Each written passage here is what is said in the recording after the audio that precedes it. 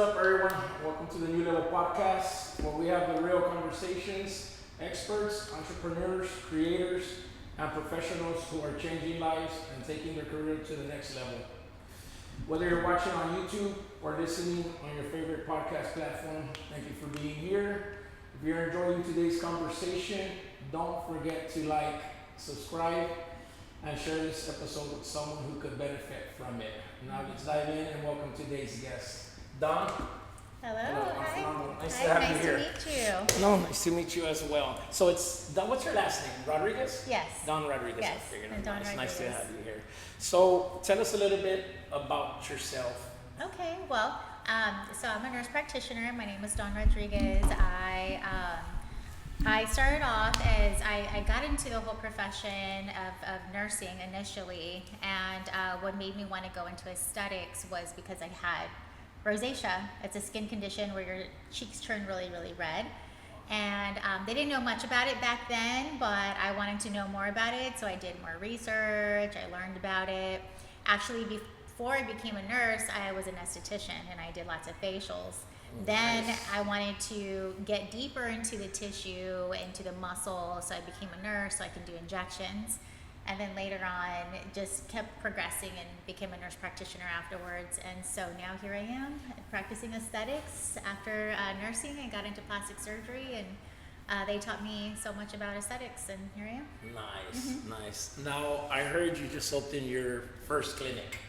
Tell us a little about it, where it's at, and what you do there. So it's over off of 410 in Babcock. It's called Glow Up at Dawn, and I offer Botox, hyaluronic acid filler, biostimulators. I also offer IVs and hormone replacement, gut restoration. Wow. There's a lot of different So modalities. you don't only do one, two things there. You offer a lot of services there. Yeah, That's nice. yeah. That's good to know. Just because you have to take care of the whole body as one. Like it's not just your face that you need to focus on. It's also your whole body, because whenever you feel amazing, it shows out in your face, and those are the ultimate results. Wow. Yeah. I'm gonna have to go visit that clinic. So I'm gonna dive into a couple of questions we had here for you, because we knew you were coming. We're excited to have you here, though. That's a plus. Thank you so much for having me. No, by the way. thank you for I'm coming. excited to be here. We were excited when we found out you were coming and you were able to come to the podcast. So, so here's a couple of questions I'm gonna ask you. You don't have to be too specific, but answer them the best way you can. Sure. So, what first inspired you to get into medicine and wellness? So like with my condition before, with the rosacea, that inspired me to want to get into, the whole aesthetics portion of it. I've always just had a passion for taking care of people, or making people feel good, and making things better when I found them. Even if I go somewhere and things are disorganized, I want to make it look pretty, and then I can leave and feel better about it. So it's just always been in my nature, just to make things better. So with being in the field of medicine, that gives you so much free range to do that, and why not do that for like other people? It's like the best service you can do for the world. So that's awesome. So Wow. that's what Nice. made me want to do it. Oh, I'm gonna ask you another question. Now, what are the biggest misconceptions people have about Botox and fillers? Well, I hear a lot of, I don't want to do Botox because it makes me look fake, and I don't want to look like that celebrity, and I just like to be natural. And really the biggest misconception is that if you get any treatments, you're going to look fake, you're going to look weird, or lion face, and that's not the case. Some people want to overdo it. Some injectors won't tell their patients no. That's a big issue. Some patients get multiple plastic surgeries, and that makes them look that way. So there's different ways that people can get to that point, but it's really important as an injector, as a medical provider, to guide your patients and let them know when enough is enough. If they come back after getting lip filler and they're like, I want more, I want more, I want more. Yes, you can do it to a point where it looks classy and natural and beautiful, but if it's going to start getting crazy, you got to tell them no. That's it. The answer is no. So, yeah. With Botox, when is enough?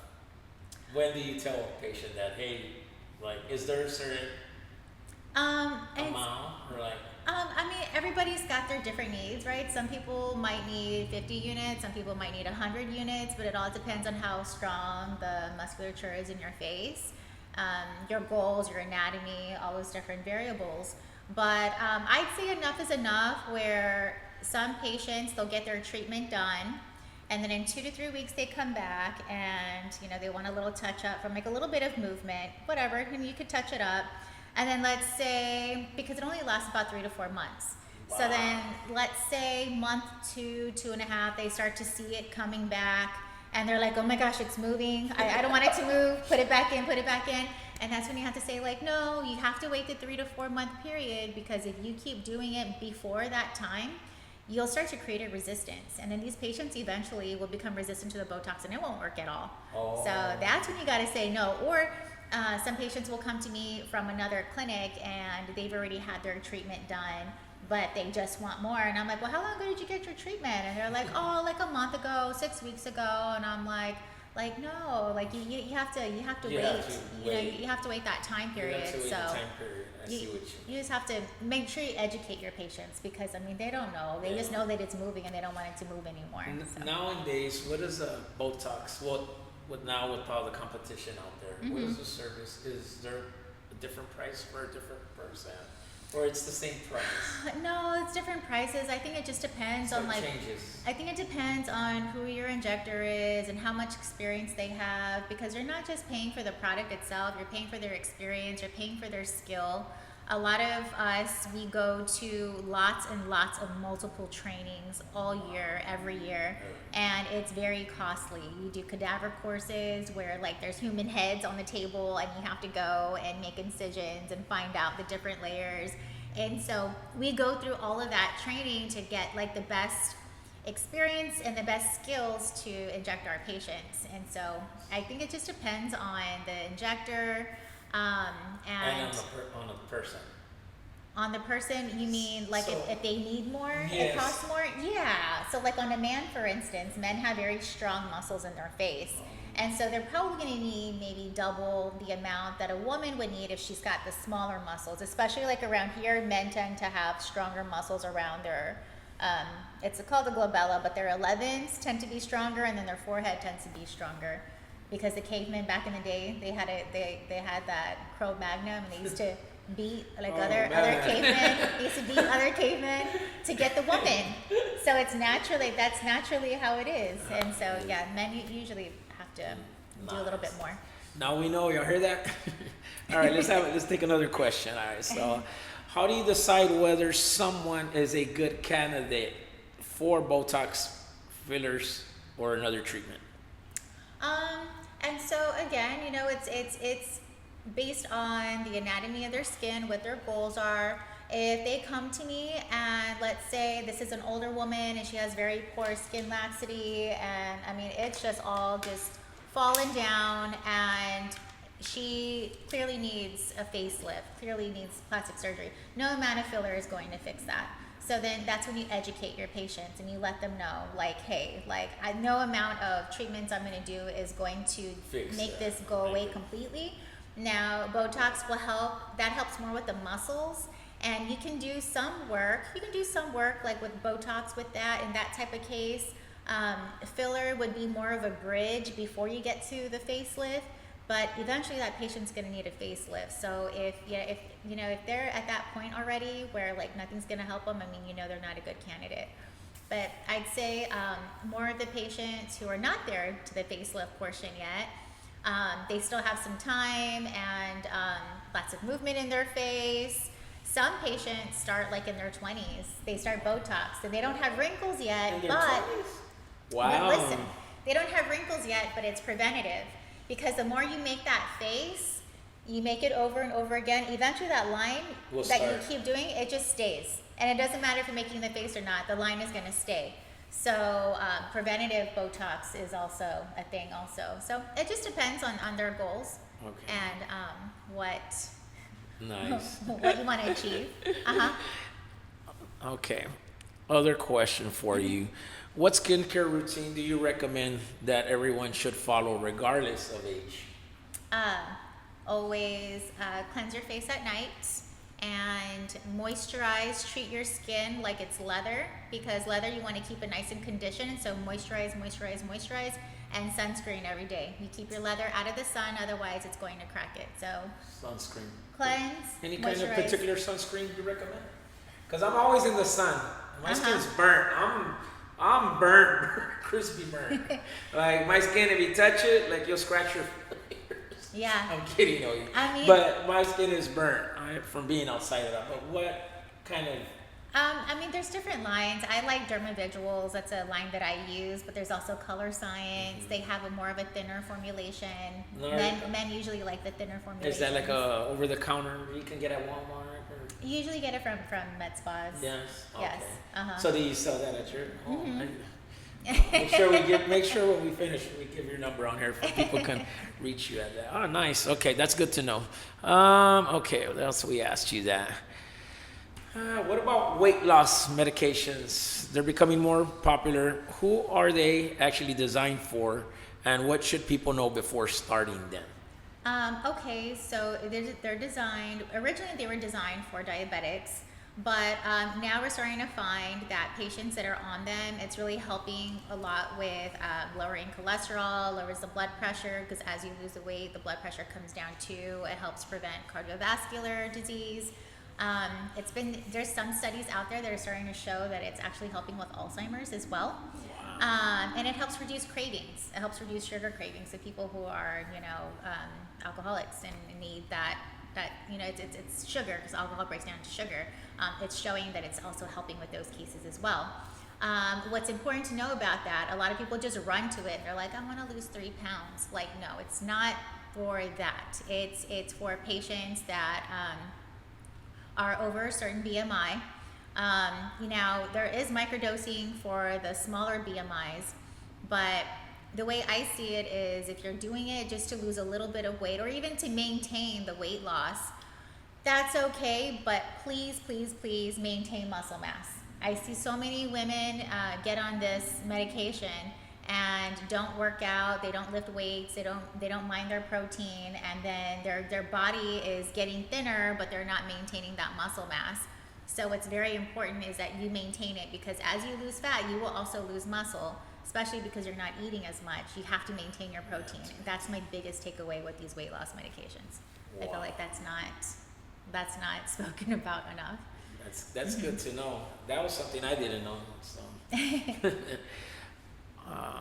here you go. So what are some big mistakes you see people make when it comes to skincare, weight loss, or anti-aging? Some of the biggest mistakes I see them make, following TikTok fads.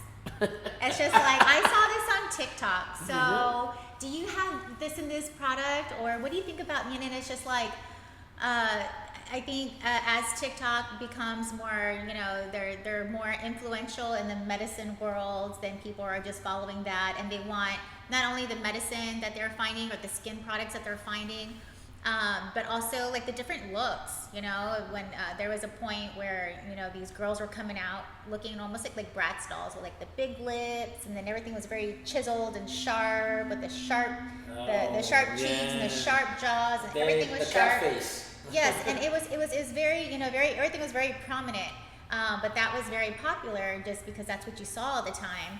Kind of almost like a Kardashian look. I think since then Kardashians got away from that, but I think that's the biggest mistake I was seeing is trying to pick up on fads that are popular on TikTok rather than the patient's face. All right, I want to ask you 2 more, maybe 3 questions, and then we'll wrap it up for today's episode. So, if someone only had one goal to looking good or feeling younger naturally, where should they start? Well, I can definitely start with a consultation and see what your goals are and where you want to be.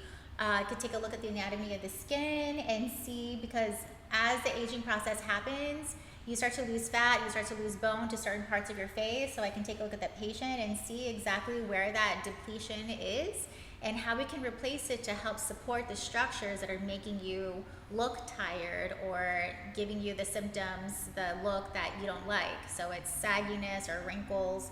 a consultation, a very good, thorough consultation is where you want to start, where we go over all of the things and then come out with a plan over the next year. How are we going to achieve that? What do we have to do to get there? So that's where I would start. Good. That's good to know. Looking ahead 5 to 10 years, where do you see the future of wellness and hormone therapy going? Well, wellness and hormones and aesthetics, I feel like in the next 5 to 10 years, it's all going to be very integrated because, like I mentioned before, it's like whenever somebody feels good and looks good from the inside, then they're like express like all of that light and energy. You're literally glowing from the inside out. So with hormone therapy, it changes so much. Before it was a misconception that you had to be like in your 40s or 50s to start hormone therapy, but we're seeing a lot of premenopausal symptoms starting to happen like mid to late 30s. And then with men as well, men are starting to find that their testosterone is low in the mid 30s. I think the U.S. recently passed a new thing where now they're going to give testosterone to all of their soldiers that are like under 300. All of the men, not the women. I don't know if it's all true, the but men. I did see that. I saw that. So it's just like, well, women need testosterone too, like we do. And so I hope in the next 5 to 10 years that that's more praised about and that women are given that opportunity to get testosterone too, which we can. It's just not FDA approved. But in the future, I'm just hoping that it's just everything is just integrated. Hormones are happening, and the aesthetics combined with that. What was the other one? Anti-aging, or no, it was hormone therapy. Hormone therapy. And what was the other one? The other one was so the question was, looking ahead 5 to 10 years, where do you see the future of wellness and hormone therapy? It was wellness and hormone therapy. Okay, so that answers all the questions. Okay, so yeah. So I figured I'll go ahead and ask you one myself. Okay. What 5 years, 10 years from now, where do you see yourself and your company at? What do you want to be remembered I mean, as? I know there's lots of spas out there. There's a lot of spas out there, and I feel like everybody wants what's best for our patients. I feel like, so I don't know how I can like separate myself from that. But what I'm trying to do different is I'm just trying to pay attention to the detail of all of the different details and modalities that go into the patient's care, as far as when they first come in, and being totally heard, appreciated, acknowledged, understood, to coming up with the service plan, to drawing the blood for the hormones and looking at all the inflammatory markers, just all of the things. And so I don't know, in 5 to 10 years, I'm hoping that continues and that I'm able to help like a widespread of patients and spread that quality of care and that quality of attention to detail amongst everyone.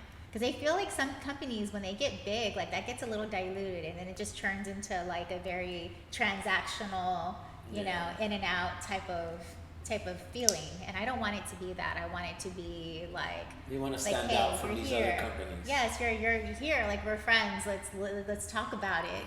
Like, we're family. Like, message me. Let me know if you're worried about the treatment that we did. You're a little swollen. You got questions, and call me. Like, it's fine. So I just want to keep that, maintain like that That's closeness good. and That's nice. detail. Well, that's good. All right, we're gonna wrap this up, but I'm gonna go ahead and let you go ahead and let the audience know how to reach you and your address again, your number. That way, hopefully, you can get some more customers into your new. Congratulations, though, on your new clinic, you. and Thank you. that'll be nice for the people to know. And go ahead and just give your information before I wrap it up. Okay, so the place is called Glow Up at Dawn. It's at 4241 Woodcock Drive, Suite C110, San Antonio, Texas, 78228. My telephone number is 210-890-GLOW, GLOW. And my website is goupatdawn.com. And you can also find me on Instagram at goupatdawn_NP. We can look at all of my before and afters, take a look at my work, and you could also book a service in the link in my bio. Nice. All right, that's another great episode of the New Level Podcast. A huge thank you to our guest, Don Rodriguez. Go ahead and share this knowledge, experience, and value insight with us today. If you found this episode helpful, make sure you subscribe so you never miss a conversation. Leave us a review. Share this episode with your friend and follow us on social media to stay connected and see what's coming next. Remember, growth happens one step at a time, and every conversation is an opportunity to reach a new level. Thanks for listening, and we'll see you on the next New Level Podcast.